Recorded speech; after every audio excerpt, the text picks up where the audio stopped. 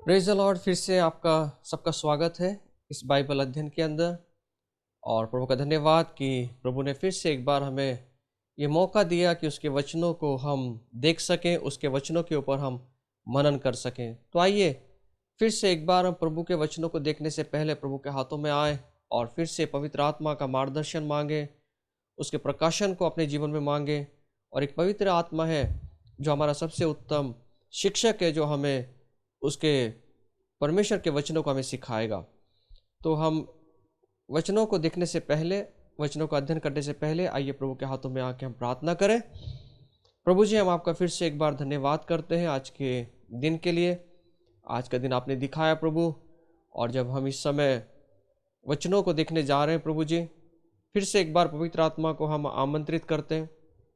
आप आइए, हमारे हृदय को खोल के रख दीजिए प्रभु जी, और आपके वचनों की गहराई को समझने के लिए हमारे जो हृदय है प्रभु जी, उसको खोल के रख दीजिए पिता। और आपके हाथों में आते हैं प्रभु जी, और समझने वाली बुद्धि, समझने वाला ज्ञान, समझने वाला हृदय, समझने वाला विचार से आज आप हमको भर दो प्रभु जी। और अच्छी भूमि में आपके वचन गिरने दीजिए, इसलिए कि पिता वो आने वाले दिनों में एक अच्छा फल लेकर आए। सब महिमा आपको देते हुए यीशु के नाम से मांगते हैं, आमीन। फिर से आपका सबका स्वागत है। धन्यवाद देते हैं, प्रभु ने अभी तक संभाल के रखा है। और हम प्रकाशित वाक्य इसके 18 अध्याय में हम पहुंच चुके हैं।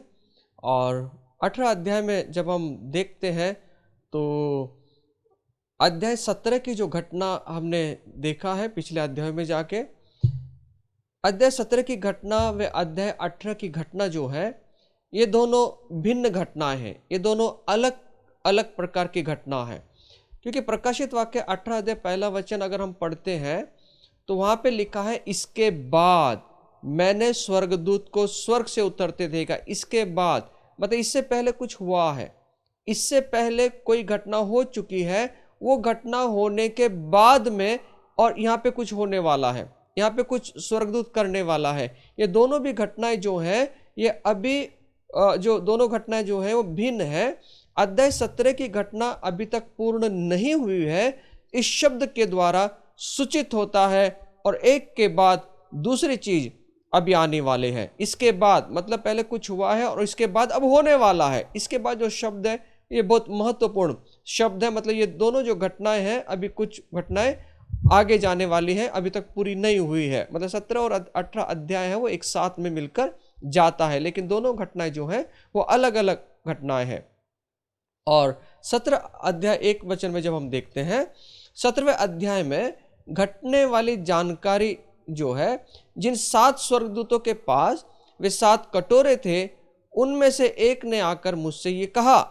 18वें अध्याय में जिसका उल्लेख किया गया है, वो 17वें अध्याय में घटना का उल्लेख करने वाला देवदूत से भिन्न है, अलग है, ऐसा स्पष्ट यहां पर हमें दिखाई देता है। और ये दोनों अध्याय जो है, ये दोनों अध्याय के नाम जो हैं वो अलग अलग है।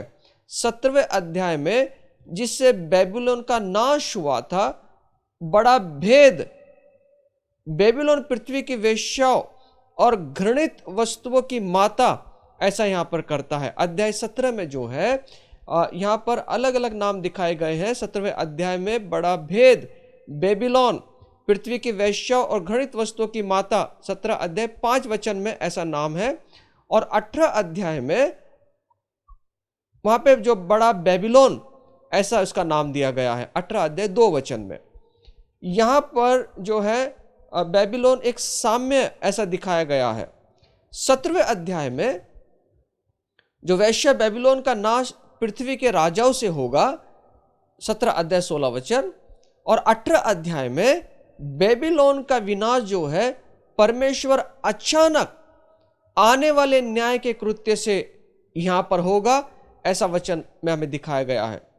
17वें अध्याय में बेबीलोन का नाश पृथ्वी के राजाओं से होगा और वे आनंद उत्सव करेंगे। लेकिन 18वें अध्याय में जब हम देखते हैं, बेबीलोन के लिए राजा और व्यापारी ये शोक करेंगे। 18वां अध्याय 9 से 15 वचन में यहां पे दिखाया गया है। अब 18 अध्याय 1 से 2 वचन में अगर हम आते हैं तो वहां पर एक चीज को वहां पर दिखाया गया है, और यशायाह द्वारा नए बाबुल की भविष्यवाणी यहां पर की गई है। और तभी इसके विनाश की भी घोषणा कर दी गई है। यिर्मयाह भविष्यवक्ता ने इसे कहा था, बाबुल नगर फिर से उठेगा। यशायाह की किताब 21 अध्याय 9 वचन और यशायाह की किताब उसका जो 13 अध्याय है 19 से 22 वचन। बाबुल नगर फिर से बसाया जाएगा, इसके बारे में यशायाह ने भविष्यवाणी कर दी थी।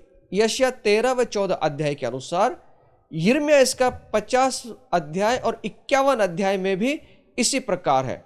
और परमेश्वर का दिन महाक्लेश के समय को दर्शाता है। यहाँ पर जकरिया 5 अध्याय 5 से 11 अनुसार दुष्टता से भरा हुआ बाबुल फिर से बसेगा, ऐसा यहाँ पर लिखा गया है। 18 अध्याय 3 वचन में अगर हम देखते हैं, ऐतिहासिक बाबुल जो है अन्य जातियों के रीति रिवाजों और धार्मिक कार्य प्रणाली का केंद्र था। जो ऐतिहासिक जो बाबुल है वो अन्य जातियों के वो रीति रिवाजों से वो चलता था, और जो धार्मिक कार्य प्रणाली वहां पर थी उसका ये मुख्य केंद्र था। और इन्हीं बातों के साथ वो अनैतिकता और विलासिता से वो जुड़ी हुई थी। एक समय था जब बाबुल संसार की तमाम गतिविधियों का केंद्र था। बाबुल एक बड़ा शहर, एक बड़ा नगर था, जिसकी वजह से पूरे जो संसार है वो पूरे संसार की जो गतिविधियों का जो केंद्र था वो यहाँ पर हमें दिखाई देता है। व्यापारी इसके समुद्र तटों पर व्यापार करने आए थे या वहां पर व्यापार वो करते थे।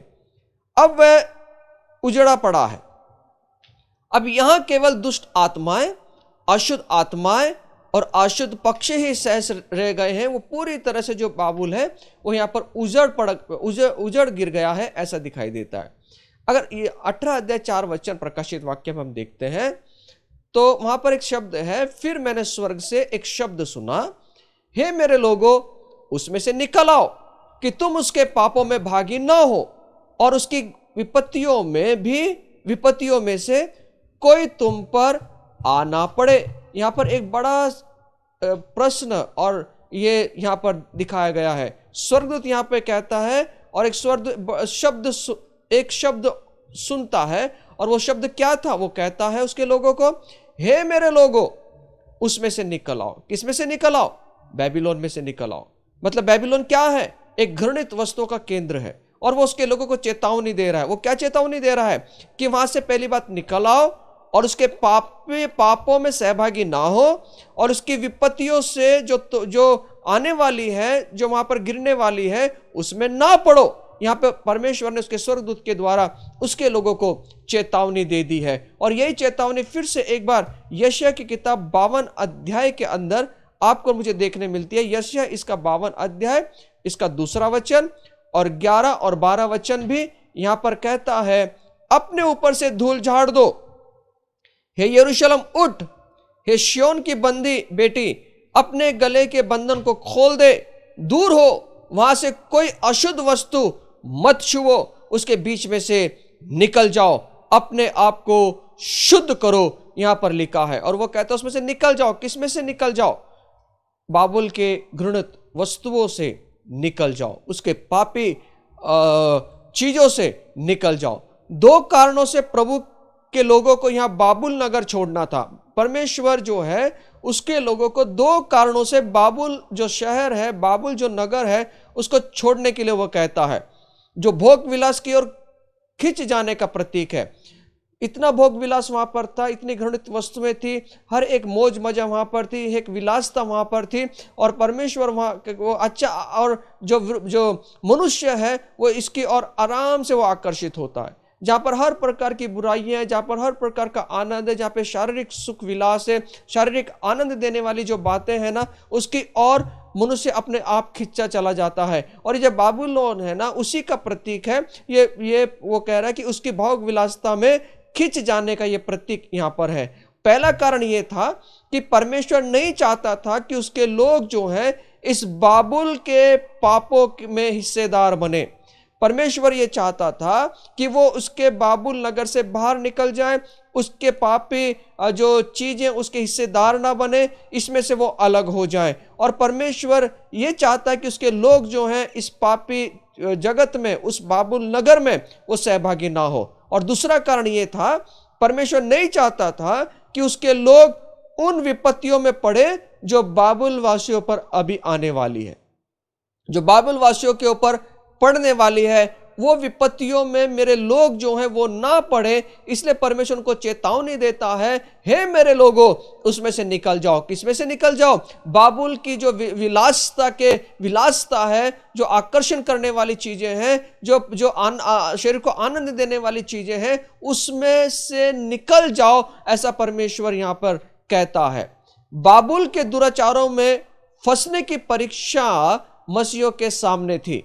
जो बाबुल की जो घटनाएं वहां पर थी, बाबुल का जो आकर्षण वहां पे था, वो सहज रीति से जो मसीह हैं, जो विश्वासी हैं, वे भी उसमें फंस सकते थे। इसलिए परमेश्वर उन्हें कहता है कि ऐसी परीक्षाओं में ना जाएं, उसमें से बाहर निकल जाएं। बाबुल इस संसार के सुख विलास का प्रतीक है, ऐसा दिखाया गया है। कितने ही मसीह इन सांसारिक अभिलाषों में फंस जाते हैं और भोग विलास की आशा करने लगते हैं, और प्रभु के लोग अविश्वासियों से अलग किए जाते हैं। एक ध्यान में रखें कि आप और मैं यीशु मसीह के लहू से धोए गए लोग हैं।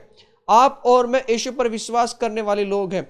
आप और मैं इस संसार की बातों से, सुख विलासता की बातों से, आकर्षित करने वाली चीजों से आप और मैं अलग किए गए हैं। हम मसीह लोग हैं, हम मसीह पर विश्वास करने वाले लोग हैं, और आप और मैं एक साथ उनके साथ में नहीं चल सकते। जो संसार की बातें हैं और जो परमेश्वर की बातें, ये दोनों भी अलग चीज है। इसलिए आपको और मुझे अलग रहने के लिए परमेश्वर ने बुलाया है। आप और मैं अलग किए गए व्यक्ति हैं। आपका और मेरा उद्धार हुआ है। आप और मैं यीशु मसीह विश्वास करके उसके लहू के द्वारा धोए हुए आप और मैं लोग हैं। आप और मैं फिर से एक बार उस विलासता में ना पड़े, इसलिए आप और मैं अपने जीवन को बचाए रखें, ऐसा परमेश्वर यहां पर कहता है। इसलिए बाबुल पर परमेश्वर का भारी प्रकोप पड़ने से पहले परमेश्वर के लोग वहां से हटा लिए जाते हैं, ऐसा यहां पर हमें दिखाई देता है। इसलिए वो कहता है, अलग हो जाओ, यहां से निकल जाओ। मतलब परमेश्वर ये कहता है कि उसकी विलासता में ना फंसे, विलासता की परीक्षाओं में ना फंसे। आज भी अगर आपके और मेरे जीवन में ऐसी बहुत सारी चीजें अगर फंसाने वाली हैं, जो संसार में हमें लेकर जाती है, मेरी बहन मेरे भाई, आज आप और मैं उससे अलग हो जाए, क्योंकि आने वाले दिनों में एक बड़ा प्रकोप से ये पृथ्वी जाने वाली है। एक बड़ा प्रकोप, परमेश्वर का जो क्रोध है, परमेश्वर का जो प्रकोप है, इस पृथ्वी पर गिरने वाला है, और इसमें से परमेश्वर आपको और मुझे बचाना चाहता है। और परमेश्वर चाहता है कि विपत्तियों में ना पड़े। जो महाक्लेश के समय इस पृथ्वी पर जो महामारियां और बड़ा क्लेश होने वाला है, महाक्लेश आने वाला है, उससे परमेश्वर आपको और मुझे बचाना चाहता है। इसलिए परमेश्वर अभी से आपको और मुझे चेतावनी देता है कि आप और मैं अलग हो जाए इन बातों से। अभी भी समय गया नहीं है, अभी भी मौका हमारे हाथ में। फिर एक बार मौका फिर से परमेश्वर ने आपको मुझे दिया है। अगर आप और मैं पाप में पड़े हुए हैं, ऐसी चीजों में अगर फंसे हुए हैं, जो संसार की अभिलाषाएं हैं जिसमें आप और मैं फंसे हुए हैं, आज इसको आप और मैं छोड़ दें। अगर आप और मैं बुरी ताकत लगाकर छोड़ना चाहते फिर भी नहीं छूटते, तो मैं आपको एक बताना चाहता हूं, एक व्यक्ति है जो आपको और मुझे छुड़ाना चाहता है, उसका नाम है प्रभु यीशु मसीह। आप उसका अनुग्रह मांगे। आप चाहते तो हैं इस संसार की विलासता से मैं छूट जाऊं, लेकिन छूट नहीं पा रहे हैं। लेकिन मैं एक बात बताता हूं कि आपके और मेरे लिए प्रभु यीशु मसीह इस दुनिया में आया कि आपको और मुझे संसार की बातों से वो छुड़ा ले, आकर्षित करने वाली बातों से वो छुड़ा ले, घृणित वस्तुओं से, घृणित पाप से आपको और मुझे छुड़ा ले। वो उसका नाम प्रभु यीशु मसीह है, जो वो उद्धार करता और छुड़ाने वाला परमेश्वर है। तो परमेश्वर ये चाहता है कि आप और मैं आने वाले दिनों में, जो इस महाक्लेश के समय में ये पृथ्वी पर जो विपत्तियां आने वाली है, उससे आप और मैं बच जाएं। इसलिए परमेश्वर यहां कहता है, हे मेरे लोगों, उसमें से निकल जाओ। जिस प्रकार हम देखते हैं अब्राहम को जो जीवन था, अलगाव का जीवन था। परमेश्वर ने अब्राहम को बुलाया और उसे कहा, तो अपने पूरे कुटुंबियों को, अपने जो अब सबको छोड़ दे तू, और जो मैं देश दिखाऊंगा उस देश में तू चला जा। उत्पत्ति 12:1 के अनुसार। और अब्राहम ने वो सब कुछ किया जो परमेश्वर ने उसे कहा था। अपने जीवन को उसने अलग रखा। नूह ने अपने जीवन को अलग रखा, योसेफ ने अपने जीवन को अलग रखा, और कोई भी बात अपने जीवन के अंदर वो नहीं आने दी जो परमेश्वर के विरुद्ध में है। उस कहानी को हम पढ़ते हैं यूसुफ के जीवन में जो घटना हुई थी। यूसुफ परमेश्वर के डर से जीने वाला व्यक्ति था और वह परमेश्वर के भय में अपने जीवन को व्यतीत करता था, परमेश्वर को अपने सामने रखता था और पहुंचाता था कि मेरा जीवन हमेशा निर्दोष बना रहे। और हम देखते हैं कि एक घटना उसके जीवन में हुई। एक औरत है, एक उसको वो नजर वो रखती थी और उसके साथ उसने व्यभिचार करने का प्रयत्न किया। लेकिन जो यूसुफ है उसने अपने जीवन को परमेश्वर में बनाए रखा और वह वहां से भाग निकला। उसके पास में एक अच्छा एक मौका था शरीर को आनंद देने के लिए, लेकिन उसने परमेश्वर को अपने सामने रखा और वहां से भाग निकला। उसने अपने जीवन को पवित्र रखा। उसे मालूम है अगर कोई नहीं देख रहा है लेकिन परमेश्वर जो है मुझे देख रहा है, और अपने जीवन को उसने व्यभिचार से बचा लिया और वहां से भाग खड़ा हुआ। अपने जीवन को उसने परमेश्वर में बनाए रखा। डैनियल नाम का एक व्यक्ति, उसने भी अपने जीवन को संसार की विलासिता में नहीं पड़ने दिया, उसने भी अपने जीवन को अलग रखा। वो कहता है कि मैं मेरे जीवन को अलग रखता हूं, मैं अपने जीवन को अशुद्ध नहीं होने दूंगा, और अशुद्ध करने वाली जो बातें हैं उसने अपने जीवन को अलग रख दिया। उसने अपने जीवन को पाप में नहीं गिरने दिया, उसने परमेश्वर को अपने सामने रखा। परमेश्वर का भय उसके सामने था। वो एक ही चीज ये लोग कहते हैं कि जो हम अंधकार में बातों को कर सकते हैं, लेकिन अंधकार में भी देखने वाला परमेश्वर है। चार दीवार के अंदर हम चुपचाप बातों को कर सकते हैं, लेकिन एक बात ध्यान रखना कि परमेश्वर जो है वो सर्वव्यापी परमेश्वर है, सर्वज्ञानी परमेश्वर है, और एक ही समय में हर जगह में उपस्थित रहने वाला वो परमेश्वर है। उससे कोई भी बात हम छुपा नहीं सकते। इसलिए परमेश्वर यहां पर कहता है कि आप और मैं ऐसी चीजों से निकल जाएं जो हमारे जीवन को अशुद्ध करती हैं, उस बाबुल से निकल जाएं जो हमारे जीवन को बर्बाद करती है, उस बाबुल से निकल जाएं जो पूरी तरह से व्यभिचार, जार कर्म और अशुद्धता से घिरा हुआ है। ऐसी चीजों से निकलने के लिए परमेश्वर उसके लोगों को चेतावनी दे रहा है, और वो इसलिए चेतावनी दे रहा है कि आने वाली विपत्ति जो इस दुनिया में होने वाली है ना, उससे वो बच जाए। इसलिए आपको और मेरे जीवन को संभालना है मेरी बहन मेरे भाई। ऐसी कौन सी चीजें हमारे जीवन में जो हमारी चीजों को अशुद्ध करती है, हमारे शरीर को अशुद्ध करती है। इसलिए अय्यूब नाम का एक व्यक्ति है, वो कहता है मेरे आंखों से मैं करार करता हूं कि मेरी आंखों को मैं किसी भी कुमारी पर नहीं लगने दूंगा। मतलब मेरी आंखों से किसी प्रकार का व्यभिचार, जार कर्म, जो अशुद्ध विचार है मेरे जीवन में नहीं आने दूंगा। वो खुद के साथ में, अपनी आंखों के साथ में वो करार करता है, एक वाचा को बांधता है। इसलिए आप और मैं भी ऐसी चीजों से वाचा बांधनी होगी जो मेरे और आपके जीवन को संसार की पापों में वो लेकर जाती है। खुद से निर्णय लेना होगा, खुद को वहां से जाने से रोकना होगा, खुद के पैरों को वहां से जाने से रोकना होगा।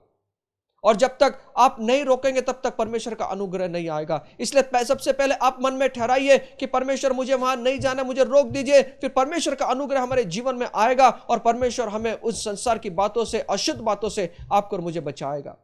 एक व्यक्ति है, उसका नाम प्रभु यीशु मसीह है, जो आपको और मुझे पापों से और अशुद्ध बातों से वो बचाना चाहता है। और आपको और मेरा जीवन एक अलगाव का जीवन होना चाहिए, एक अलग जीवन होना चाहिए हमारा, जो परमेश्वर के भय में चलने वाला जीवन है। और परमेश्वर कहता है यशायाह 48:20 के अंदर, 50 अध्याय 8 वचन के अंदर, 51 अध्याय 6 वचन के अंदर भी इसी प्रकार से वो कहता है कि आपका और मेरा जीवन जो है वो अलग जीवन हो जाए।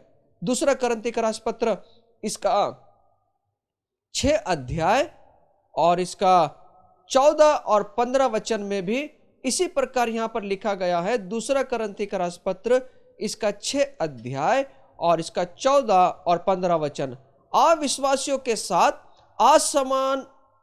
असमान जुए में ना जुतो, क्योंकि धार्मिकता और अधर्म का क्या मेलजोल, या ज्योति और अंधकार की क्या संगति, और मसीह का बलियाल के साथ क्या लगाव, या विश्वासी के साथ अविश्वासी का क्या नाता। मतलब यहां परमेश्वर में अलग जीवन व्यतीत करने के लिए कह रहा है। हम ज्योति में आ जाएं, अंधकार की बातों को आप और मैं छोड़ दें। और इसी प्रकार 1 तीमोथी 5 अध्याय और इसका 22 वचन कहता है, 1 तीमोथी 5 अध्याय और 22 वचन कहता है, किसी पर शीघ्र हाथ ना रखना और दूसरों के पापों में भागी ना होना। हम दूसरों के पापों में भागी ना हो और अपने आप को पवित्र बनाए रखना, ऐसा परमेश्वर यहां पे कहता है। वो कहता है किसी के पाप, दूसरों के पापों में सहभागी ना होना।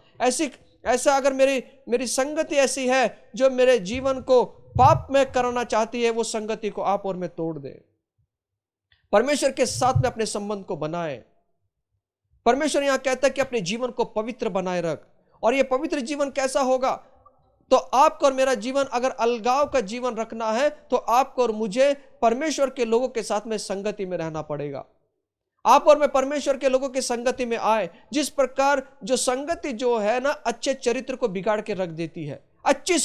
बुरी संगति जो है अच्छे चरित्र को बिगाड़ कर रख देती है। इसलिए वो संगति करें जो हमारे अच्छाई को लेकर आती है, उसकी संगति में रहें, उसके साथ बने रहें जो परमेश्वर के साथ में बना रहता है। वैसे वो संगति से दूर हो जाए जो आपको और मुझे परमेश्वर से अलग लेकर जाती है और संसार की बातों में वो मुझे लेकर जाती है। संगति से दूर हो जाए, भले वो मेरा कितना अच्छा मित्र क्यों ना हो, भले वो मुझे जान देने वाला मित्र क्यों ना हो, अगर वो मुझे बुराई में लेकर जाता है, संसार की अभिलाषाओं में लेकर जाता है, संसार की आकर्षित करने वाली वस्तुओं में लेकर जाता है, तो आपका और मेरा निर्णय यह होना चाहिए कि वो संगति को तोड़ दे। क्योंकि एक दिन आने वाला है जब परमेश्वर का न्याय इस पृथ्वी पर आएगा, पापों का न्याय होगा। उसमें से कोई ना तो मेरा मित्र मुझे बचा सकता है, ना मेरा कोई भी व्यक्ति मुझे उस न्याय से नहीं बचा सकता। सिर्फ एक ही व्यक्ति जो आपको मुझे न्याय से बचा सकता है, उसका नाम प्रभु यीशु मसीह है। उसकी संगति करें, उसके साथ में जुड़ जाएं, उसके लोगों के साथ में जुड़ जाएं जो मेरे चरित्र को अच्छाई में लेकर जाएंगे। और इसीलिए प्रेरित 2 अध्याय 42 वचन में इस प्रकार कहता है, वो प्रेरितों से शिक्षा पाने, संगति रखने, रोटी तोड़ने और प्रार्थना करने में लोलीन रहे। संगति करने में, किसकी संगति करने में? परमेश्वर के लोगों के संगति करने में वो एक मग्न हुए। आपको और मुझे भी वो संगति करनी है जो संगति आपको और मुझे परमेश्वर के राज्य में बढ़ाकर आगे लेकर जाए। वो संगति आपको और मुझे करनी है। इसलिए आने वाले दिनों में इस संसार के ऊपर एक विपत्ति आएगी, परमेश्वर का क्रोध आएगा। उस आने से पहले परमेश्वर आपको मुझे चेतावनी दे रहा है कि बाबुल से हम निकल जाएं, बाबुल से बाहर हो जाएं, अपने जीवन को अलग बना के रखें, पाप में जीवन को छोड़कर यीशु मसीह के जीवन में आप और मैं आ जाए। 18:5 प्रकाशित वाक्य, क्योंकि उसके पापों का ढेर स्वर्ग तक पहुंच गया है और उसके अधर्म परमेश्वर को स्मरण आए हैं। क्या स्मरण आया मालूम है? पाप का स्मरण आया है परमेश्वर को। किसके पाप का? बाबुल के पापों का। इतना ढेर हो गया है, पापों का इतना ढेर जमा हो गया है कि वो ढेर, पापों का ढेर स्वर्ग तक पहुंच गया। और उसके अधर्म जो है परमेश्वर को स्मरण आया। अधर्म का मतलब है जो उन्होंने परमेश्वर के विरुद्ध में जो बातें की हैं, पाप में जीवन को जिया है, वो परमेश्वर को याद आ गया। और वो क्या करता है परमेश्वर? बाबुल का जो पापों का ढेर है वो स्वर्ग तक पहुंच जाता है। पापों की सूची बढ़ती गई और अभी तक लोगों को दंड नहीं मिला था, उन्हें पापों का दंड नहीं मिला था। अपने जैसा उनके मन में अच्छा लग रहा था वैसे जीवन को जी रहे थे। उन्हें उनकी समझ ये हो गई कि अब उसके पापों का दंड उन्हें नहीं मिलेगा। वो मौज मजा कर रहे थे, शरीर का आनंद उठा रहे थे, पाप में जीवन को लेकर अपने जीवन में चल रहे थे। वो उन्हें लगा कि कोई दंड होने वाला नहीं है, चलो अपने जीवन को ऐसे व्यतीत करें। उनकी समझ ये हो गई थी कि हमें दंड देने वाला कोई नहीं है। उन्होंने समझा कि परमेश्वर उनके पापों को अनदेखी कर रहा है, कोई उसको नहीं देख रहा है। क्या परमेश्वर है? क्या परमेश्वर है? वो नहीं देख रहा है। उन्होंने उन्होंने ऐसा समझा कि परमेश्वर उनके पापों को अनदेखी कर रहा है, पर ऐसा नहीं था। परमेश्वर को उनकी एक एक दुष्टता और बुराई याद थी। यहां पर लिखा है स्मरण का मतलब है याद आया परमेश्वर को। जो हम करते हैं ना हमारे जीवन के अंदर, वो परमेश्वर याद करेगा। हमें कितना भी लगे कि मुझे कोई नहीं देख रहा है, मैं अंधकार में ये बातें कर रहा हूं, मैं दोस्तों के साथ में ये बातें कर रहा हूं, कुछ लोग हैं जो घर वालों से छुप छुप कर बातें करते हैं, अपने प्रियजनों से छुप छुप कर बातें करते हैं। उन्हें लगता है कि मैंने देखो कैसा पागल बना दिया है। हम पूरी दुनिया के लोगों को, अपने प्रिय व्यक्ति को पागल बना सकते हैं, लेकिन उस परमेश्वर को पागल नहीं बना सकते जिसने आपको मुझे निर्माण किया। वो उसकी आंखें हमारे पास में लगी हुई है, उसकी आंखें बंद नहीं है। बाइबल कहती है कि परमेश्वर सोता नहीं है। परमेश्वर जो है वो सोता नहीं है। परमेश्वर की नजर जो हर एक व्यक्ति के पास में लगी हुई है, और उसके पास में एक स्मरण वही है जो वो किताब है, पुस्तक है, जो हमारे जीवन में रोज वो लिखता है कि हम लोग क्या करते हैं। आदमी की अगर समझ ये है कि कोई मुझे नहीं देख रहा है, मैं दुष्टता में जी रहा हूं, आनंद ले रहा हूं, तो एक बात ध्यान में रखना, परमेश्वर को सब याद है जो हम कर रहे हैं, और एक दिन परमेश्वर इसका पूरा हिसाब लेगा जो हमने हमारे जीवन में किया है, और उनके हर पाप का दंड पूरा पूरा परमेश्वर देने वाला है। परमेश्वर का न्याय को समझना बहुत महत्वपूर्ण है। परमेश्वर जितना प्यार करने वाला है उतना ही वो न्याय करने वाला परमेश्वर है। वो परमेश्वर का वचन कहता है, बाइबल हमें सिखाती है कि जिंदा परमेश्वर के हाथों में पड़ना भयंकर बात है, क्योंकि आने वाले दिन जो है वो न्याय से भरा हुआ दिन होने वाले हैं। इसलिए परमेश्वर पहले ही चेतावनी दे रहा उसके लोगों को, बाबुल से निकल जाओ, बाहर हो जाओ, क्योंकि आने वाले जो विपत्ति है उसको सहन नहीं कर पाएगा मनुष्य।